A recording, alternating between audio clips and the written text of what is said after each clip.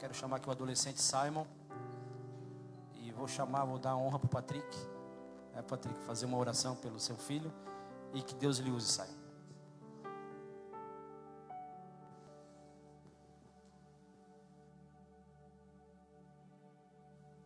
Aleluias. Eu cumprimento a amada igreja com a paz do Senhor, amém? Estenda a sua mão para cá neste momento e vamos orar. Senhor, nosso Deus e nosso Pai, mais uma vez, Pai querido, estamos aqui na Tua presença, Senhor, com os nossos corações abertos, Senhor, ansiosos, Senhor, para ouvir a Tua palavra, ó Pai. Usa o Teu Filho nesta noite, ó Pai querido, iluminando a sua mente, Senhor, e colocando o fogo do Teu Espírito no seu coração, ó Pai, para que a Tua palavra, Senhor, venha alcançar a Tua noiva, venha trazer edificação, venha trazer renovo, Senhor meu Deus, e venha abrir os nossos olhos, vem com o espírito de revelação e sabedoria sobre a Tua igreja, Senhor, iluminando os olhos do nosso entendimento, ó Pai, para que possamos compreender a esperança da nossa vocação, Senhor. Pai querido, é o que nós te pedimos nesta noite, em nome do Teu Filho Jesus Cristo, amém, Jesus.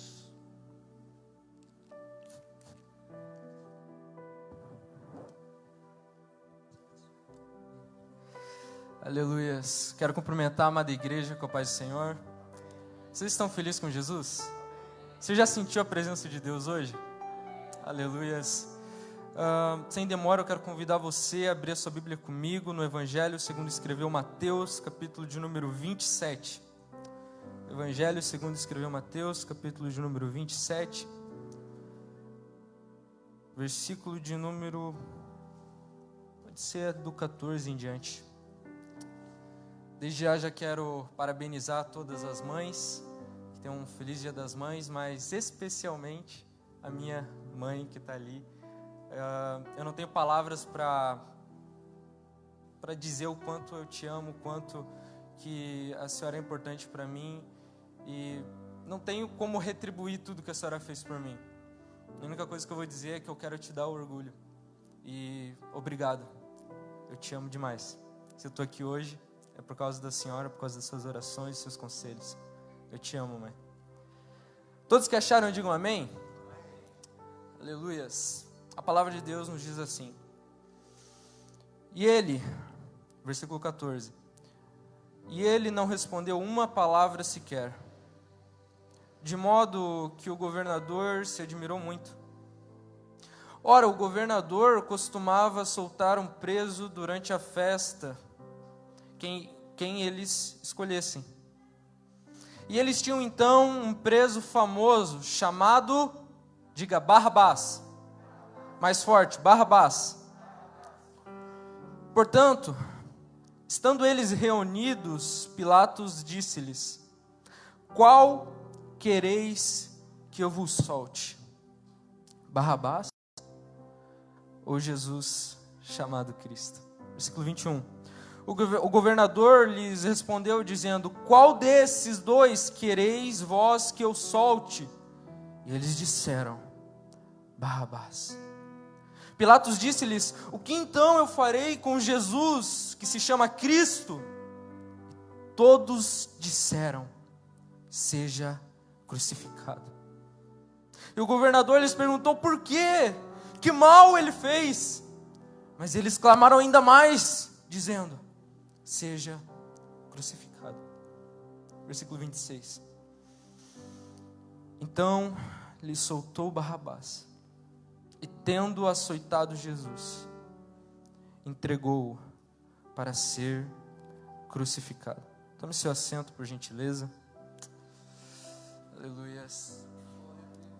Ontem, quando eu estava lendo essa mensagem, eu pedi ao Espírito Santo para que Ele falasse ao meu coração, confirmando a mensagem. E quando eu comecei a ler esse texto, algo começou a me tocar de uma maneira que eu não sei explicar. E conforme eu ia, eu comecei a chorar e eu comecei a me engasgar enquanto eu lia. E agora, quando começou o culto, foi lido aqui Romanos 8, versículo de número 31. E ele confirmou mais uma vez. Então, eu tenho plena certeza da mensagem que eu vou pregar aqui hoje. Eu sei que ela vai direto para o seu coração. Você crê nisso? Amém? Quando eu olho para essa história, a história do Evangelho, eu percebo que tudo parece ir normal, tudo parece ir como deveria. Jesus aparece diante o governador Pilatos, e o governador ele começa a querer tentar entender o porquê que Jesus, o que aconteceu, o que ele está fazendo ali, quem era Jesus. Então começam a mentir, falando que ele era um herege, que ele blasfemou contra Deus, e inventar um monte de baboseira a respeito de Jesus. De repente eu olho a posição de Pilatos, do governador, diante de Jesus. A Bíblia vai dizer que ele perguntava, o que você diz? Qual que é o teu argumento contra isso que eles estão falando? A Bíblia diz que Jesus permaneceu calado. Ele não falou uma palavra sequer. E eu me lembro quando o profeta dizia, como ovelha muda, foi para o Calvário, ele estava indo diante ao Calvário, e ele não falou uma palavra sequer, porque ele sabia que aquilo era o propósito de Deus, o motivo pelo qual Deus tinha enviado ele. Mas de repente, acontece uma coisa, Pilatos olha para aquela situação e percebe que Jesus não tem pecado algum, que tudo o que eles estão falando a respeito de a respeito de Jesus, não tem validade, não faz sentido. Então ele pensa numa solução. E ele fala, mandem me chamar Barrabás. Agora, quem é Barrabás? Quem que é esse personagem? O que ele está fazendo nesse evangelho? E a verdade é que quando você vai olhar para os evangelhos, você vai perceber uma coisa muito peculiar, que muitas das vezes Marcos vai relatar uma coisa que Lucas não. Isso está contradizendo a Bíblia? Não. Qual que é o ponto? Qual que é a questão? É que é uma pessoa relatando a história de Jesus do ponto de vista dela. Então eu estou relatando do ponto de vista meu. Aí Marcos vai estar do ponto de vista dele. E tudo bem, vai ter histórias que você vê várias e várias histórias que em todos os evangelhos elas aparecem, mas às vezes vai ter alguma coisa que Marcos vai relatar, que Lucas não relatou. A questão que eu estou querendo chegar é o seguinte: quem é Barrabás? Porque nos 4 evangelhos você vai ver eles falando desse personagem. Quer dizer, quem que é ele? Eu quero saber de Jesus aqui. A história de Jesus. Jesus está indo para a cruz. Quem é Barrabás? Daí você vai procurar saber quem ele é. Você vai descobrir que ele era um ladrão, um assassino, alguém que causava muito tumulto em meio à cidade, à sociedade. Então Barrabás era o tipo de pessoa que você não queria na sua casa. Era o tipo de pessoa que aonde ele estava as pessoas se afastavam. Falava do nome Barrabás, todo misericórdia. É Barrabás, credo, assassino. Esse era Barrabás. E já que hoje é dia das mães, eu quero que você reflita comigo. Eu te pergunto, como será que a mãe de Barrabás se sentia? Talvez você, mãe, que está aqui hoje, se assemelhe, se identifique com a mãe de Barrabás. Porque talvez seu filho não esteja nas melhores condições. Talvez seu filho, hoje foi falado de adolescentes que estão aqui, e que hoje já faz tanto tempo, já cresceram e vão passar para os jovens, logo eu também. Mas talvez não seja seu filho ou a sua filha. Talvez ela esteja nas drogas, talvez ele esteja nas drogas, talvez no tráfico, eu não sei. Mas eu tenho certeza que pode ter alguém aqui, porque hoje em dia as estatísticas não ajudam. E eu fico imaginando, sabe, Barrabás, ele já estava condenado. Ele já estava condenado. Ele tinha pena de morte. Hoje, se assemelharia, vamos dizer assim, à cadeira elétrica. era a pena de morte da época, para os maiores pecados. A Bíblia vai dizer maldito todo aquele que é pendurado no madeiro. Por quê? Porque quem está no madeiro é porque fez algo terrível, então é maldito, por causa do pecado que fez, do crime que cometeu. Então eu vou olhar para Barrabás, e muitas das vezes quando eu li esse texto, eu olhava para Barrabás, eu olhava para aquela situação, eu falava, eu não acredito nisso. Como que pode? O povo olhando para Jesus e Barrabás. E Pilatos pergunta, quem vocês querem que eu solte? Por quê? Porque havia uma tradição na época, a Bíblia vai dizer que eles, alguns dizem que é no período perto da Páscoa, em que eles soltavam alguém que estava condenado. Eles libertavam esse alguém. Então Pilatos ele vai pensar assim, já que eles querem condenar ele, tem uma chance que talvez ele possa sair salvo. Por quê? Porque talvez a multidão possa decidir que ao invés de Barrabás, que era um cara que todo mundo conhecia, era assassino, ladrão, ninguém gostava, pode ser que ao invés dos dois eles libertem Jesus. Então, vamos lá, mandem chamar Barrabás. E Barrabás, talvez antes da hora que ele estava predita, que ele ia ser condenado, mandou chamar ele. Ele, o que está acontecendo? O que vem agora? Por que estão me chamando? E daí ele chega e está na plataforma, Pilatos, Jesus, Barrabás. E eu queria que você prestasse atenção numa coisa. Champlin vai dizer que existe uma norma talmúdica, que é do Talmud, que um cordeiro pascal poderia ser abatido em favor de alguém a quem fora prometida libertação da prisão. Então, presta atenção, essa era a tradição deles, eles iam libertar alguém. E eles perguntam, Pilatos pergunta, quem vocês querem que eu solte? Então, com quem que ele estava comparando Jesus? Quem era Jesus? Aquele que curava os cegos, libertava os oprimidos, aquele que anunciava a salvação, aquele que anunciava o evangelho do reino, era aquele que deu dignidade para uma prostituta que todo mundo queria apedrejar, era aquele que olhava para quem ninguém queria, aqueles que a sociedade deixava de lado. Jesus amou eles. O amor tinha sido preso. Como que se compara Jesus com Barrabás? Isso é blasfêmia. Como que compara? Mas aí, um dia eu entendi, e o Espírito Santo disse para mim, Simon, Barrabás aqui é você. Barrabás aqui, irmão, representa eu e você. Aí talvez você olhe para mim e fala, mas Simon, eu nunca assassinei. Eu nunca fiz nada disso. Eu faço tudo certinho desde que eu nasci, porque eu tenho uma boa educação de família. Então, na verdade eu acho que eu mereço ser salvo. Irmão, presta atenção. Nem eu, nem você, nenhum de nós tem diferença alguma entre nós e Barrabás. Sabe por quê? Porque tanto eu quanto você, todos nós, somos merecedores da ira de Deus.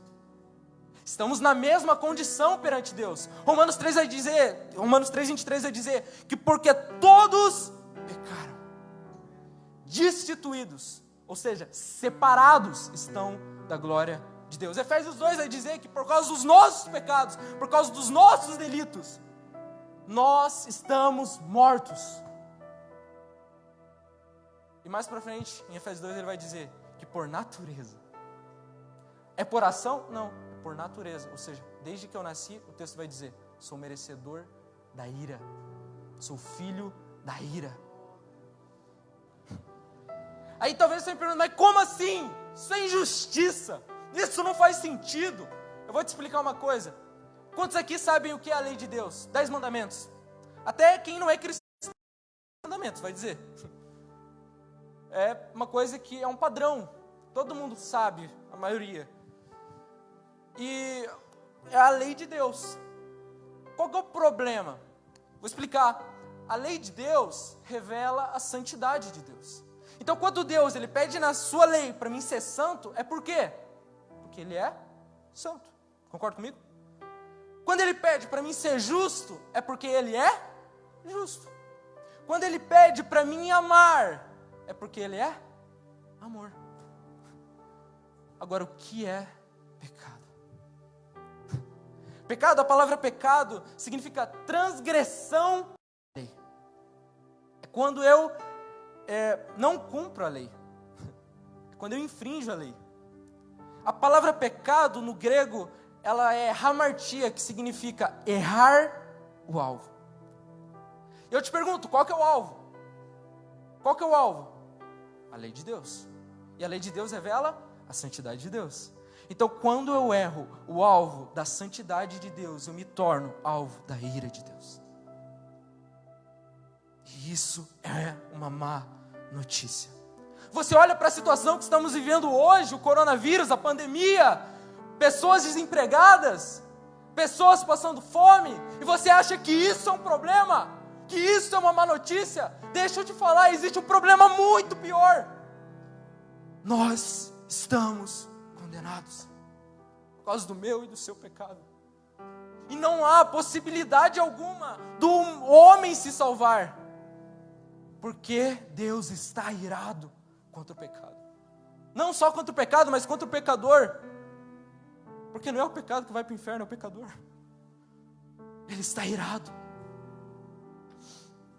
Religião vem do verbo latim religare, ou seja, não estou dizendo, porque Tiago vai dizer a verdadeira religião, então eu vou falar da religião mundana, a religião padrão, que todo mundo pensa que é o quê? É a religião legalista. O quê?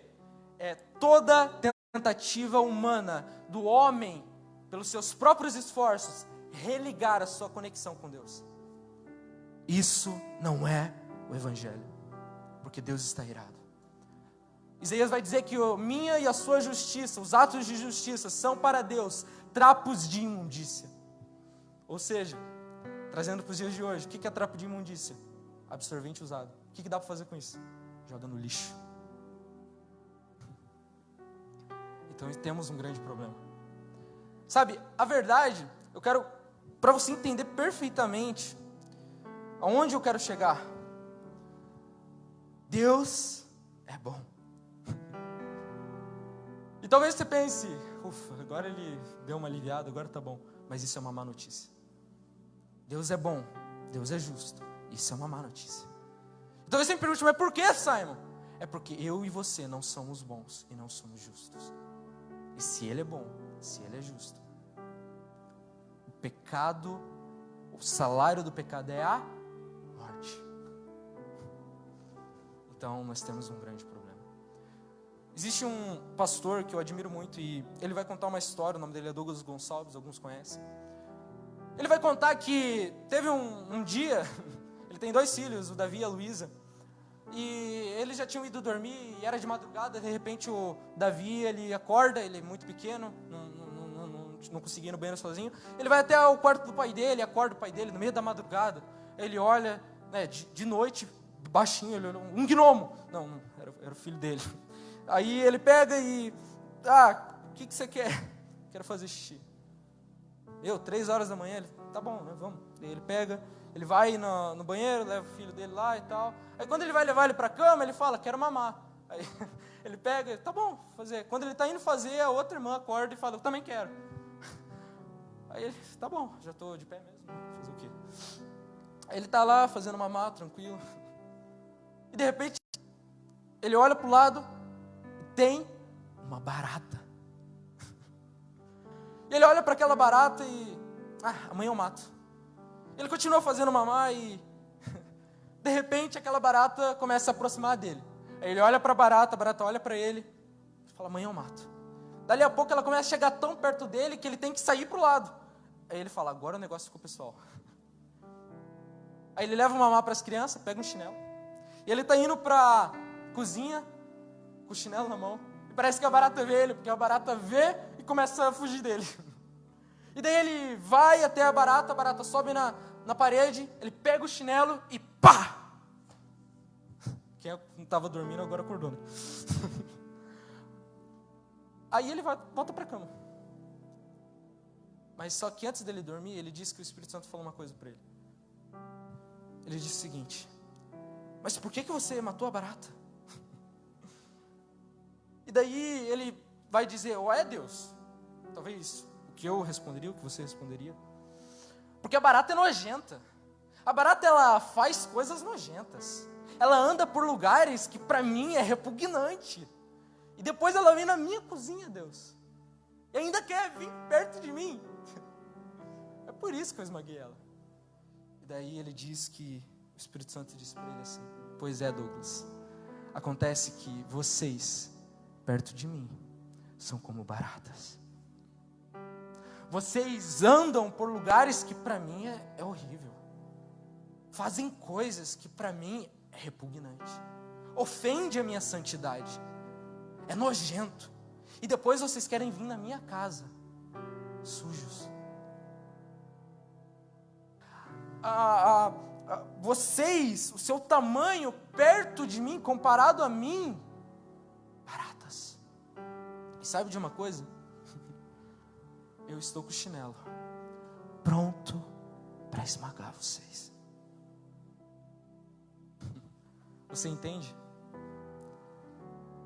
Condenação eterna é muito pior do que o coronavírus. É muito pior do que tudo isso. Porque comparado à eternidade, a vida que nós temos aqui não é nem um segundo. Você entende? Mas agora eu quero te dar uma boa notícia. Sabe qual é a boa notícia do Evangelho? É que não é eu, não é você que precisamos ir até Deus, porque isso era impossível. Então o próprio Deus, enquanto ainda éramos inimigos, enquanto ainda éramos pecadores, Ele envia o seu único Filho. O próprio Deus se faz carne para poder religar, para poder reconectar, para poder reconciliar a sua relação, a intimidade, o relacionamento com o homem. O próprio Deus se fez carne, o amor se fez carne, e Ele andou e Ele amou, para que eu e você pudéssemos ser salvos. Jesus se tornou o alvo da ira de Deus, para que eu e você pudéssemos ser salvos da ira de Deus. A boa notícia aqui, se eu e você somos Barrabás, é que Jesus ama Barrabás. Deus ama Barrabás. Se isso não mexe com você, eu não sei o que pode mexer. E a verdade é que não foi a multidão que libertou Barrabás. Foi o amor do Pai. Então quando no texto ele pergunta: quem vocês querem que eu solte? O Simon, o Jefferson ou Jesus? E a multidão grita: é o amor do Pai, libertando eu e você, libertando Barrabás e condenando Jesus, porque Jesus sabia que o Pai precisaria tratar Barrabás como Jesus, e tratar Jesus como Barrabás. Ou seja, Deus precisava, era o meu pecado, é o seu pecado, eu e você estamos condenados, mas Ele condena quem? Ele leva para a cruz quem? Jesus. Para quê? Para que eu e você pudéssemos ter comunhão com Deus. Na cruz, sabe, antes da cruz, Jesus está no jardim do Getsêmani e Ele ora ao Pai 3 vezes: se possível, passa de mim esse cálice. Se possível, mas acima de tudo seja feita a tua vontade. Eu te pergunto, o que é o cálice? A coroa de espinhos? O madeiro? Não. Pelo menos não só isso. Mas a angústia de Jesus no Getsêmani só a sangue. É porque na cruz o Pai ia virar as costas para Ele. Nunca na eternidade isso aconteceu com o Pai e com o Filho, o Pai, o Filho e o Espírito Santo, a conexão perfeita, até que um dia Jesus toma o pecado da humanidade inteira sobre Ele, e o Pai vira as costas para Ele.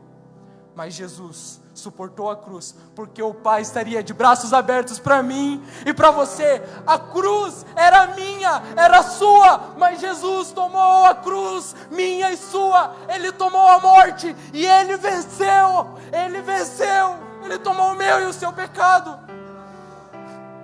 A cruz não era de Jesus, era de Barrabás. Por que você acha que o braço de Jesus tinha que ser deslocado para caber na cruz? Os romanos faziam uma cruz no tamanho exato da pessoa que ia ser crucificada.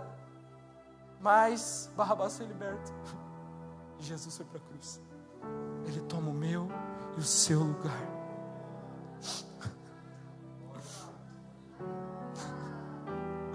Aleluias. Isso é o Evangelho. Mas eu te pergunto, quantas vezes eu e você não rejeitamos o sacrifício de Cristo? Quantas vezes eu e você olhamos e dizemos: agora eu estou nesse lugar escuro de escravidão contra o pecado. Eu estou escravizado e eu não consigo. Eu tenho que me libertar sozinho, mas está difícil. Mas eu tenho que... Quem disse que é você? Quem disse que é pelo teu esforço? Quem disse? Não! Isso é o oposto do Evangelho. Jesus toma o meu e o seu pecado. Ele toma as correntes. Eu fico te perguntando, é como se eu visse eu e você naquela plataforma com Jesus, até que eles começam a tirar as correntes. Eles começam a tirar e eu falo: não, coloca de volta. Eu mereço a condenação, eu mereço o juízo, eu mereço a consequência. Quantas vezes eu e você fazemos isso? Aí Jesus diz: não, filho, me dê os seus pecados, me dê a sua enfermidade, me dê as correntes. Quantas vezes eu e você pegamos o versículo de Romanos 7, onde Paulo diz: o bem que quero fazer não faço, mas o mal que não quero, esse sim acabo cometendo. E a gente pega e dá essa desculpa para Deus e diz: Deus, eu sou escravo do pecado. No mesmo capítulo ele fala isso.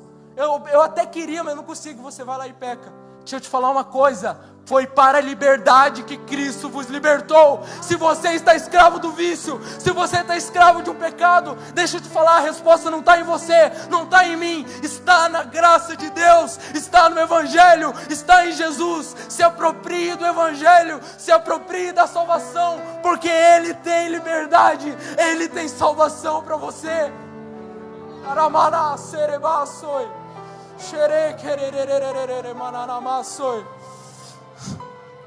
Nós não somos salvos pelas nossas obras. Ah, Simon, eu sou salvo pela graça. Eu, a minha mãe, amanhã a minha oração, a minha leitura da... Não, Efésios 2. Pela graça sois salvos por meio da fé. Isso é dom de Deus, dom é presente. Presente não é recompensa. Presente se recebe, não se conquista. E em seguida ele fala: não é por obras, para que ninguém se glorie. Ah, mas Simon, então agora eu posso pecar à vontade porque a graça... Não, irmão, isso não é graça. Sabe, a maior mentira de Satanás, o falso evangelho, é que, primeiro, você é salvo pelas suas obras. Segundo, você pode pecar à vontade porque você é perdoado. Não, porque deixa eu te falar uma coisa, você não tinha livre-arbítrio. Calma, deixa eu explicar. Você era escravo do pecado.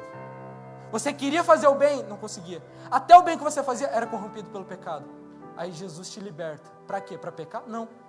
Para viver em santidade. Porque a Bíblia vai dizer que a graça, porque nós não estamos mais debaixo da lei, mas sim da graça. O pecado não tem mais domínio sobre mim e sobre você. De escravos a reis, unicamente pelo que Cristo fez. Nunca foi sobre mim, nunca foi sobre você. A salvação é pela graça, não por obras. Não praticamos boas obras para sermos salvos, porque eu e você somos salvos por meio da graça, praticamos boas obras. Porque essa é a nossa vida. Essa é a nossa vida. Queremos ser como Jesus, porque não há nada que a gente possa fazer para retribuir. Então pelo menos vamos fazer valer a vida que Ele morreu para nos dar. Nunca foi sobre mim, nunca foi sobre você. É tudo sobre Jesus. Sempre foi, sempre será. É por meio dele, para ele são todas as coisas. Porque dele, por meio dele, para ele, começo, meio e fim. É ele, é somente através dele. Não é você que vai salvar o teu casamento, não é você que vai se libertar desse vício, não é você que vai salvar a sua família, é Jesus, é somente Jesus, o Evangelho da graça, Jesus é suficiente, Jesus é suficiente. Jesus. Por isso, nunca coloque suor humano, esforço humano, naquilo que foi vertido o sangue de Cristo. Se coloque de pé.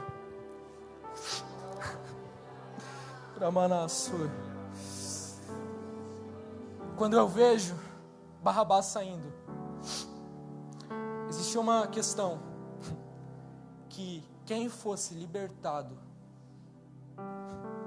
ele assassinou, adulterou. Como assim? Acontece que quem fosse libertado, ninguém podia apontar o erro. Pecou, já faz 5 anos que adulterou, que assassinou, não sei. Aí você olha toda vez e a pessoa recebeu o evangelho, foi salva por Cristo. Aí você olha, pecador, merece a ira de Deus. Todos merecemos. Não é pelas nossas obras. E porque fomos salvos unicamente pela obra de Cristo, nem eu, nem você podemos apontar o pecado do irmão. Perdoado. Perdoado. Hebreus vai dizer que de uma vez por todas. Ou seja, não tem nada que a gente possa fazer para acrescentar na obra de Cristo. Ela é consumada, ela é única, finalizada, suficiente. Jesus é suficiente. Se possível, anota esse versículo no teu coração. Jesus é suficiente. Eu não sei se tem alguém aqui hoje que... Agora estou animado. Eu não sei se tem alguém aqui hoje que talvez você nunca veio para a casa de Deus. Talvez você nunca ouviu falar do Evangelho, não sei. Ou até ouviu, mas nunca recebeu. Nunca entregou sua vida para Jesus. Eu queria que você apenas levantasse a mão para mim, pelo menos saber se tem.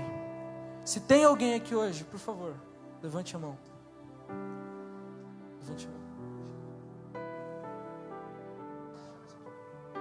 Temos alguém? Por favor, levante a mão.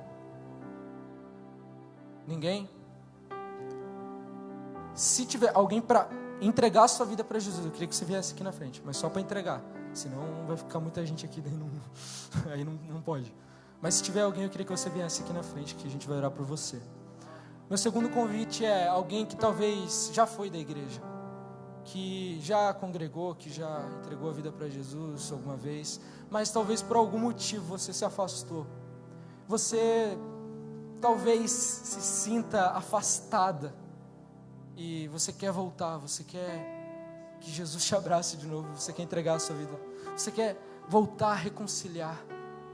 Eu queria que você levantasse sua mão, viesse aqui. Temos alguém? Temos alguém?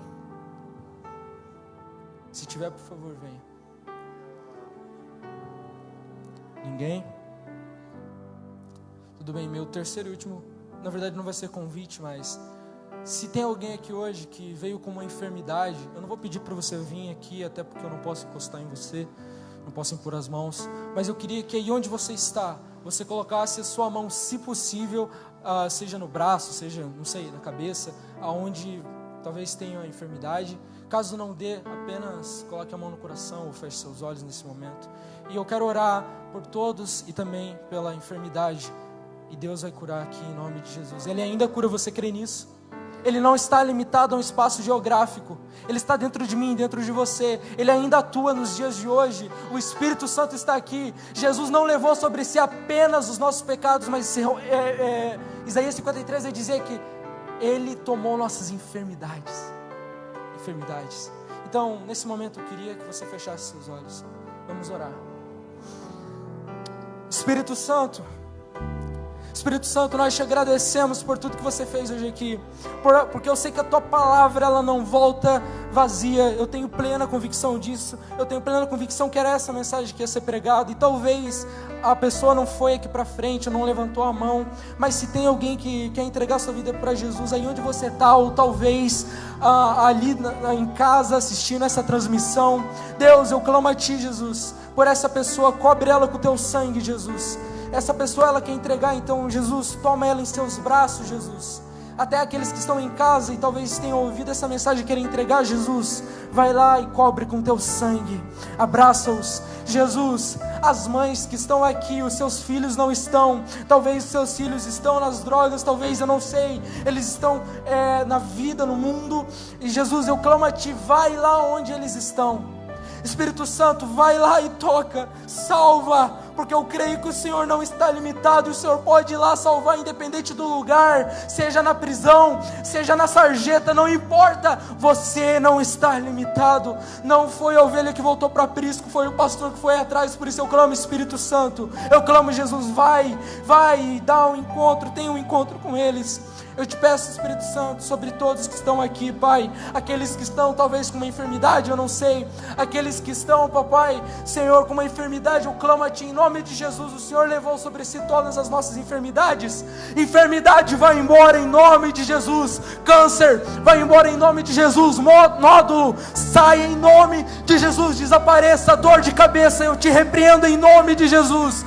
Toda enfermidade em nome de Jesus nós repreendemos, sai agora, seja curado em nome de Jesus.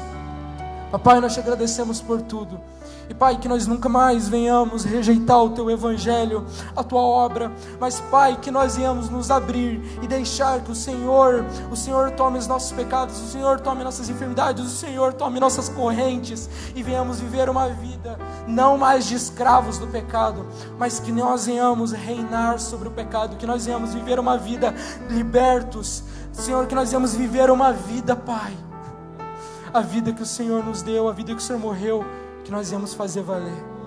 Em nome de Jesus, Espírito Santo, eu te agradeço. Abençoa cada um que está aqui, e que essa mensagem vai ficar no coração deles, Pai.